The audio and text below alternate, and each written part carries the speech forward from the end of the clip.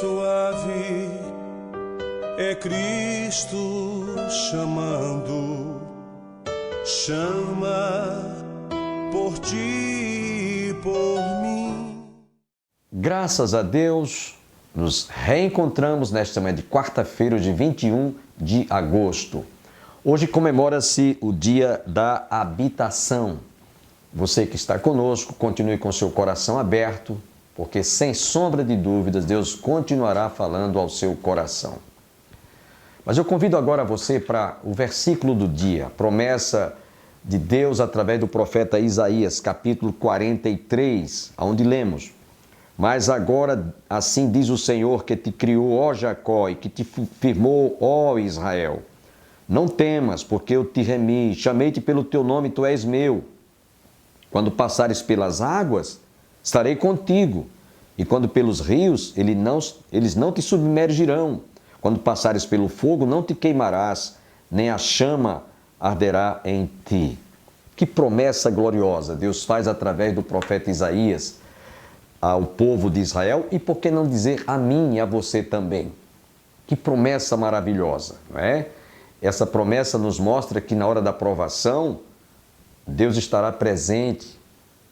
Na hora da enfermidade, Ele estará também presente. Na hora da luta, da provação, da perseguição, ainda que nós estejamos nos sentindo sufocados, afogados, ou quem sabe numa verdadeira fornalha, a exemplo dos jovens Sadraque, Mesaque e Abidênego, que estavam sendo consumidos, seriam consumidos pelas chamas que foram jogadas por Nabucodonosor para aqueles que não obedecessem sua ordem, sua palavra.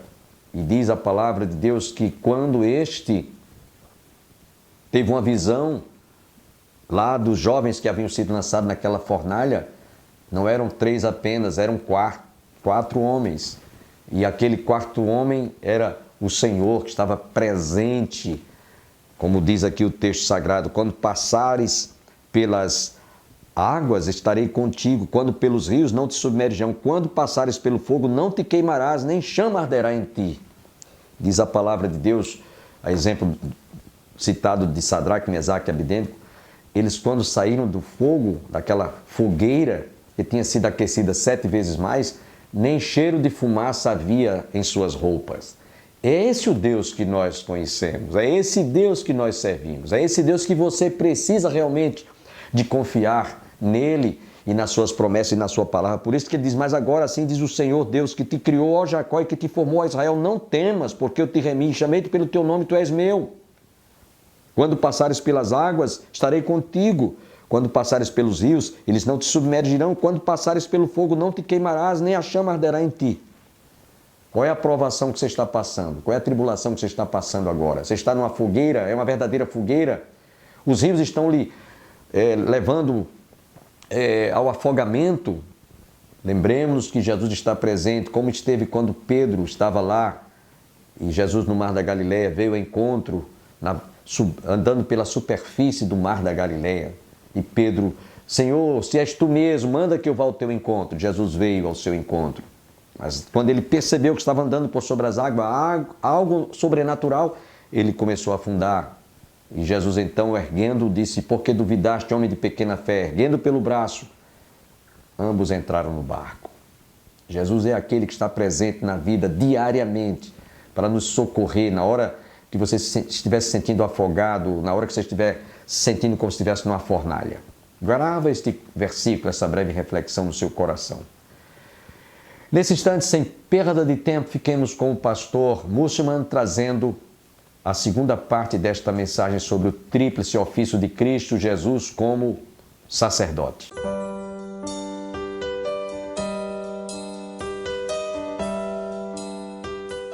Vamos analisar essas 3 coisas: aliança, templo e sacrifício.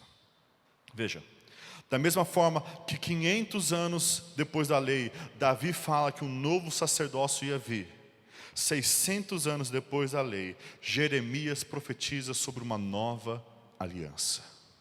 E se é uma nova aliança, isso mostra que a primeira não foi suficiente, que ela precisava de algo, que ela não era perfeita. E o autor de Hebreus nota essas coisas no Antigo Testamento, e ele argumenta baseado na própria Escritura sobre Jesus. Porque todo o Antigo Testamento, amados, aponta para Jesus. A Escritura mostra que nós precisamos de algo superior, que é Cristo. Então, qual que é essa nova aliança que Jeremias fala, essa aliança superior? Veja Hebreus 8, de 8 até 12.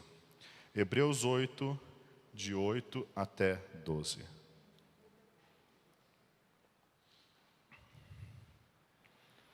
E de fato, repreendendo-os, diz: eis aí vem dias, diz o Senhor, e firmarei nova aliança com a casa de Israel e a casa de Judá.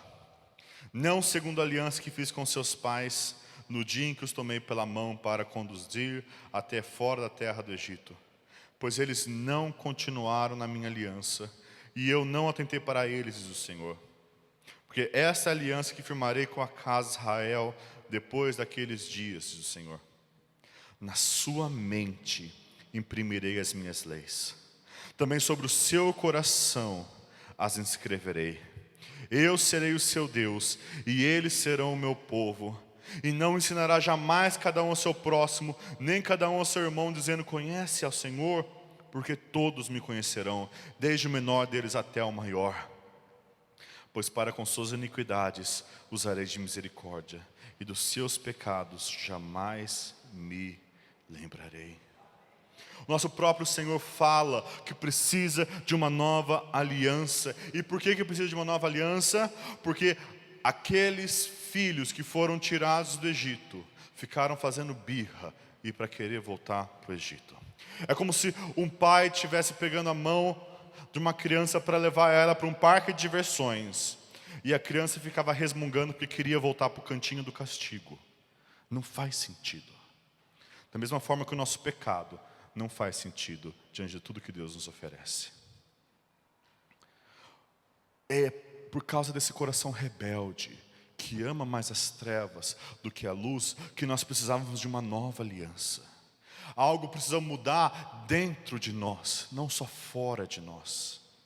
E é justamente isso, essa mudança interna, que essa nova aliança superior traz, que Jesus garante pelo seu sangue. E são 4 promessas superiores: da regeneração, da relação, da revelação e da remissão dos pecados. Vamos lá, regeneração. O texto nos diz: na sua mente imprimirei as minhas leis, também sobre o seu coração as inscrevereis. O grande problema daquele povo rebelde é que a lei estava escrita na tábua de pedra, mas não estava gravada na mente e nem aceita no coração. E por isso eles tanto esqueciam o que Deus falou, como se rebelavam com o que Deus mandou. Eles precisavam de um renovo, de um novo nascimento, onde o coração deles amaria a lei do Senhor.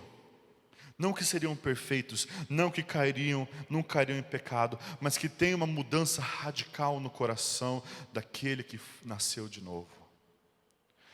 Ezequiel vai falar do coração de pedra, do coração de carne. E a gente precisa pensar que carne aqui não é no sentido que Paulo fala sobre a carne que é má, que tem o pecado. Carne aqui no sentido de um coração que bate. E pedra no sentido de um coração duro. O coração daquele povo era duro, não batia pelo Senhor. Mas a promessa do novo nascimento é de um coração que bate em amor por Deus. Essa é a marca de um cristão. A marca de um não cristão é que o coração dele não se importa com as coisas de Deus, não se importa em se arrepender dos pecados, não deseja santidade, mas o coração daquele que está na nova aliança, que Jesus comprou pelo seu sangue, bate pelo Senhor. Imperfeitamente? Certamente, mas com certeza bate. A segunda bênção que o nosso texto traz é relação. Eu serei o seu Deus e eles serão o meu povo. Amados, essa promessa permeia toda a Escritura e é uma das grandes promessas da Bíblia. Ela promete um relacionamento vital com o próprio Deus. Eu serei o seu Deus e eles serão o meu povo. Deus se relaciona num relacionamento de exclusividade. Ele entra numa aliança de amor, em um pacto. Deus, como se pudesse dizer, casa-se com o seu povo.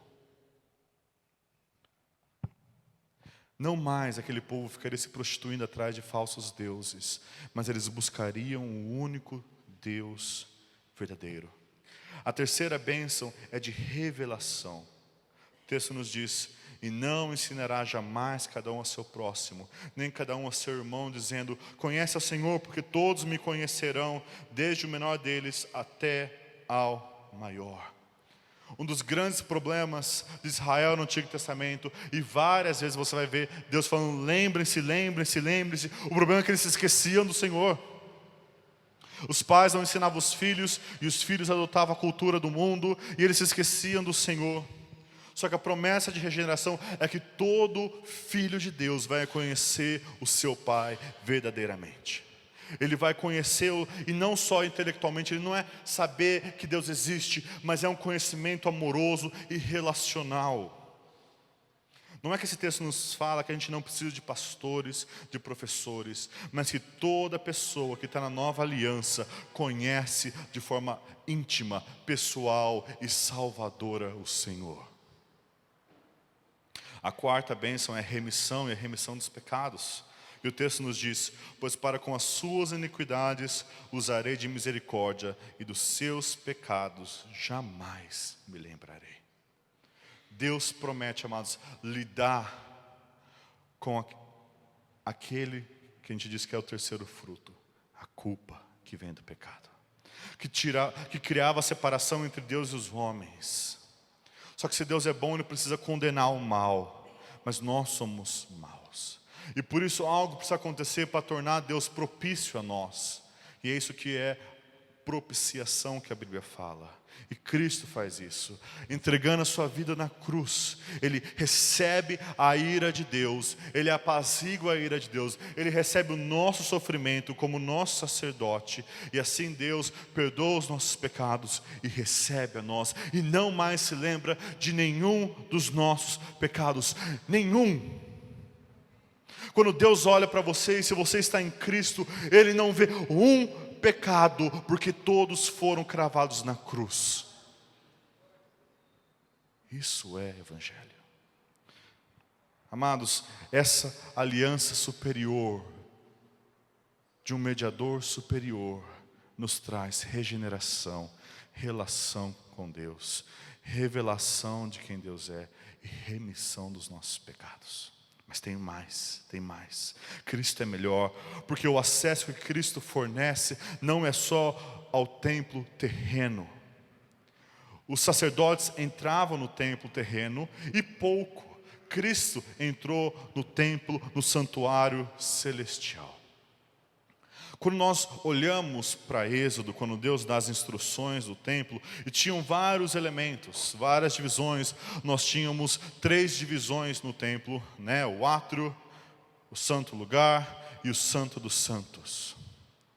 E nesse santo dos santos só entrava o sumo sacerdote uma vez por ano para oferecer expiação pelo povo. Nós, seres humanos, que tínhamos sido expulsos do jardim e não tínhamos acesso à presença de Deus, agora tinha uma ponta de esperança de que um só entrava uma vez por ano. E é interessante que quando Moisés recebe todas aquelas instruções, Êxodo 25:40 diz: vê que faça todas as coisas de acordo com o modelo que te foi mostrado no monte. Esse modelo era o modelo do templo celestial, e nós estávamos afastados desse templo também. O templo que Moisés construiu, o tabernáculo, devia ser uma réplica daquilo que estava nos céus, que era uma figura, uma sombra das coisas celestes, nosso autor vai dizer. Ela simbolizava a presença de Deus, mas era só um símbolo. Cristo entrou no templo real. Cristo entrou no Supremo Santo dos Santos. Enquanto aquele sacerdote entrava uma vez por ano, morrendo de medo de não ser fulminado por Deus, tanto que eles amarravam uma cordinha com um sininho na perna do sacerdote, e que se aquele sininho parasse de balançar, se podia puxar o cadáver dele. Cristo, amados, não só entra, mas Ele faz um caminho para nós, até o Santo dos Santos. Quando Cristo morreu e aquele véu se parte ao meio, é Deus rasgando nosso Senhor para nos chamar para a sua presença. Aquele véu é o nosso acesso. O corpo rasgado do nosso Senhor partido é a nossa entrada pelo novo e vivo caminho que nós temos em seu sangue. Jesus é o nosso próprio templo, amados. Ele é local de encontro com Deus. Ele é onde Deus plenamente habita e onde nós nos encontramos com o nosso Senhor. E nós já estamos entrando, mas há um dia, amados, onde nós vamos ter acesso pleno à glória de Deus. Onde nós vamos ver o Senhor face a face. Onde a glória de Deus vai brilhar em toda a sua intensidade e nós não vamos ser consumidos. É isso que o nosso sumo sacerdote traz. Mas para que tudo isso fosse verdade, amados, para que essa aliança superior se concretizasse, para que a nossa entrada nesse templo superior se concretizasse, nós precisávamos de um sacrifício superior. Nós precisávamos de um sacrifício, porque, amados, a aliança, o testamento só se torna válido com a morte do testador. Quando você volta para o Antigo Testamento, Moisés, ele aspergiu o sangue quando dedicou o templo no livro da lei, a aliança de Deus com o povo, no templo, o lugar de habitação de Deus, e no povo. Nós precisávamos que alguém fizesse isso por nós. Alguém que entrasse no Santo dos Santos não de mãos vazias. Mas Jesus, amado, é tão superior que Ele é o próprio templo, o próprio sacerdote e o próprio sacrifício que a gente precisa. E todas essas coisas apontavam para aquele Cordeiro de Deus sem máculas, que seria o sacrifício perfeito. E esse sacrifício perfeito que é Jesus é melhor que todos os sacrifícios que foram oferecidos no Antigo Testamento. Ano após ano, amado, o sumo sacerdote entrava na festa de Yom Kippur, no dia da expiação, para oferecer e expiar, oferecer sacrifício e expiar o pecado do povo. Ano após ano. E o autor de Hebreus vai falar que é o seguinte: se ele entra ano após ano, é porque o pecado não foi lidado, não foi tratado. E aquilo que deveria ser um sintoma de estar expiando o pecado, estar resolvendo o pecado, passa a ser agora um peso. Seu pecado não foi lidado. Todo ano, seu pecado ainda está com você. Seu pecado não foi lidado. Seu pecado ainda está com você. Eram coisas exteriores que não conseguiam limpar a consciência, só o exterior. Veja o que o autor de Hebreus diz no capítulo 10, versículo de 1 a 4. 10, de 1 a 4.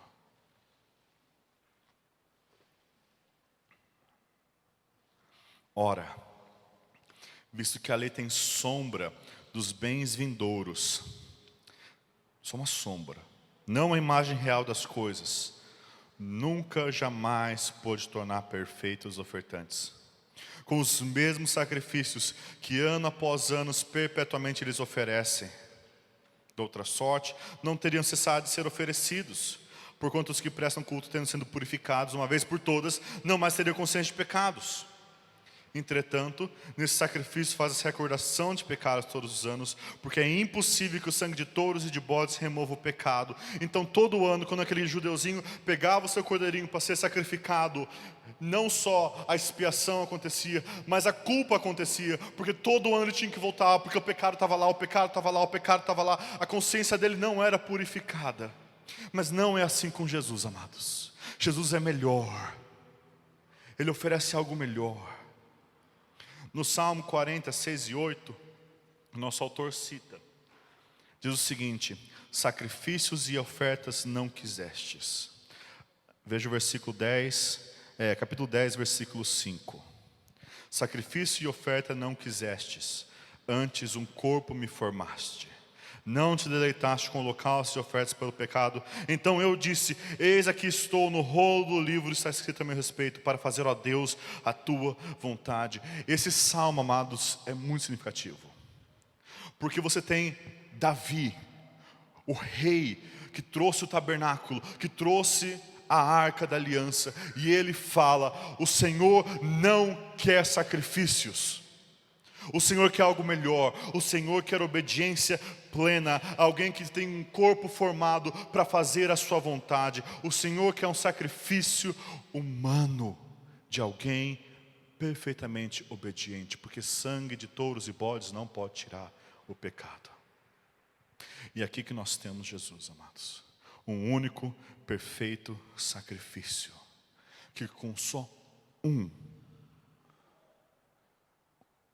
sacrifício, só uma oferta, Ele traz perdão para milhares e milhões e bilhões de pessoas,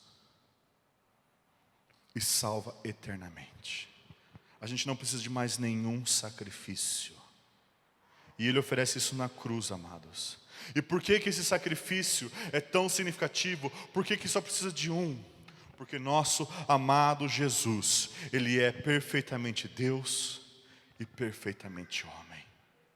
A nossa dívida é tão grande, o nosso mal é tão grande, que nada nesse mundo poderia expiar nossos pecados. Mas porque Jesus é Deus, Ele pode nos salvar. Mas porque Jesus é homem, Ele pode nos salvar. E é por isso que Ele precisa ser plenamente Deus e plenamente homem. Como homem, Ele é nosso representante, e como Deus, Ele é um sacrifício perfeito de infinito valor. Esse é o sacrifício que nós precisamos. Volta para o capítulo 9, versículo 11 e 12. Olha o que o nosso autor diz. Hebreus 9, 11 e 12. Quando, porém, veio Cristo, como sumo sacerdote dos bens já realizados, mediante o maior e mais perfeito tabernáculo celeste, não feito por mãos humanas, quer dizer, não dessa criação, não por meio de sangue de bodes e de bezerros, mas pelo seu próprio sangue, entrou no Santo dos Santos, uma vez por todas, tendo obtido eterna redenção. E o 10, 12 a 14 diz: Jesus, porém, tendo oferecido para sempre um único sacrifício pelos pecados, assentou-se à destra de Deus. Ele acabou, Ele sentou, a obra foi terminada. Versículo 3 do capítulo 10. Aguardando daí em diante até que seus inimigos sejam postos por estrado dos seus pés, porque com uma única oferta aperfeiçoou para sempre quantos estão sendo santificados. Com uma única oferta, Jesus pega aqueles que creem, aqueles que estão sendo santificados, e apresenta diante de Deus como perfeitos, com a consciência plenamente limpa. Você entende o que isso significa na sua vida? Significa que você pode chegar diante de Deus com a consciência limpa. E depois que você peca, você não precisa fazer nada para expiar os seus pecados, porque Cristo já fez. Você confessa seus pecados para restabelecer sua comunhão com Deus, mas não com base na sua confissão que Ele estabelece isso, mas com base na oferta de Jesus. E não há nada mais entre você e Deus que traga separação. Esse é o nosso sumo sacerdote, amados. Então olha para Ele, contempla pela fé esse supremo sumo sacerdote, com um sacerdócio supremo. Com os olhos da fé, veja tudo que Ele fez e tudo que Ele é por você. Ele é de uma ordem superior, posterior, imutável, perfeita e eterna. Ele é o sacerdote e mediador superior a todos os outros, não só do sacerdote judeus, mas qualquer pessoa que se queira colocar entre Deus e os homens. Jesus é melhor, Ele é o único caminho para Deus. Que caminho, amados, consegue levar você até um Deus que é santo, puro e justo? E no mundo aí, há duas opiniões que prevalecem. O caminho da religião e o caminho da irreligião. O caminho da religião diz o seguinte: por minhas obras, Deus vai me aceitar. Eu vou entrar. E o caminho da irreligião diz: não tem nada de errado comigo, Deus tem que me aceitar. E esses dois caminhos são falsos. E na verdade, a raiz do problema é a mesma. Ambos desprezam a dignidade de Deus, a santidade de Deus.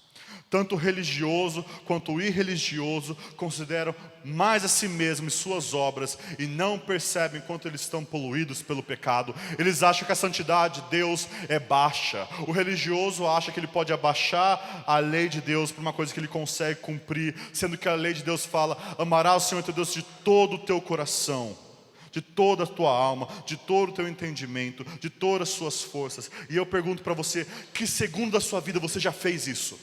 Acabam de chegar os mais novos ônibus da Real Bus, equipados com DVD, toalete, Wi-Fi, carregador para celular, elevador para cadeirante, ar-condicionado, poltronas em couro e muito mais para o seu conforto.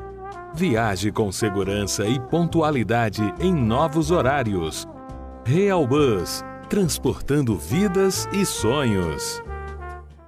Espero que você tenha gravado bem no seu coração o que Jesus representa como sacerdote para cada um de nós. Tenham todos um dia abençoado, que todos fiquem com Deus e até o nosso próximo programa, se Deus quiser.